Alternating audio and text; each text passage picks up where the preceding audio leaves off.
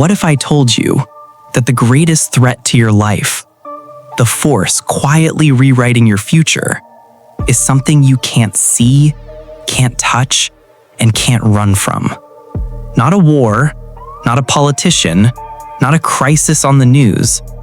It's something far more powerful and far more silent.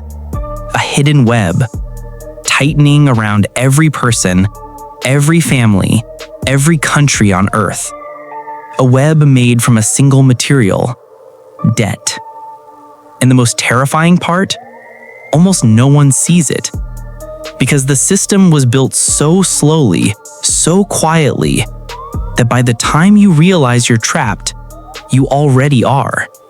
To understand how we got here, we have to go back, further than most history books dare to go. Back to a time when rulers discovered a dark secret. Controlling people through debt was easier, cheaper, and more effective than using armies. Ancient empires didn't need walls. They used ledgers. Farmers were bound to land. Soldiers were bound to commanders. Entire civilizations were chained to debt they could never repay. But these systems always collapsed, violently. Revolts, burned records, total resets. Debt was unstable, until someone learned how to weaponize it. Enter the Renaissance banking families, the Medicis, the Fuggers, the Rothschild networks.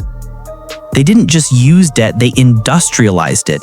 They turned it into a product, a business, a machine that fed on interest, fees, and human desperation. Debt became profitable. And once something becomes profitable, it never goes away. But the true turning point, the moment that reshaped the world you live in, came in the 20th century. 2 world wars forced governments to borrow like never before. And when the wars ended, the debt didn't. It became permanent, woven into the DNA of the global system. Then came 1971, the day money detached from reality, when the gold standard died and confidence became the only thing backing the world's currencies. From that moment on, governments could print money at will. Banks could create loans out of thin air. And the global economy shifted to something unnatural. A structure built not on production or value, but on infinite credit. And infinite credit means one thing: a web that grows endlessly. By the 1990s, debt wasn't a tool. It was the engine. Countries borrowed to expand, corporations borrowed to survive, people borrowed to simply live. And then the system cracked. 2008 wasn't just a recession, it was a warning shot, a rupture that exposed what the global economy was really built on. Not stability, not productivity, but debt layered on debt, layered on debt.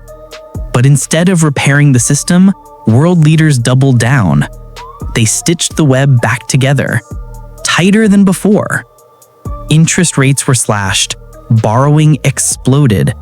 Governments bailed out banks using more debt. This is when the web transformed from dangerous to deadly. Today, the numbers are beyond comprehension. Global debt, over $300 trillion. Household debt, record-breaking. Corporate debt, higher than before the last crash. Government debt, climbing faster than ever in history. But the real danger isn't the number. It's what happens next. Because every system built on endless debt eventually reaches a moment where the math stops working. Interest rates rise, the web tightens. Currencies weaken, the web tightens. Economies slow, the web tightens. And when it tightens around you. Around your income, your savings, your opportunities, your freedom. And the so-called solutions, they aren't solutions at all. Printing money fuels inflation. Lowering rates inflates bubbles. Raising rates crushes borrowers. Bailouts reward failure. Every fix is a trap disguised as a rescue. And history shows the same chilling pattern. Massive debt, rising inequality, currency instability, social unrest, and then a reset. Today, every one of those signs is glowing red, which means the tightening we feel isn't a glitch. It isn't temporary. It's the system doing exactly what it was designed to do. Here are the 3 truths you must understand.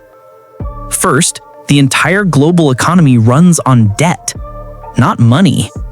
Second, the tightening you feel today was set into motion decades ago. And third, the next phase won't be about wealth.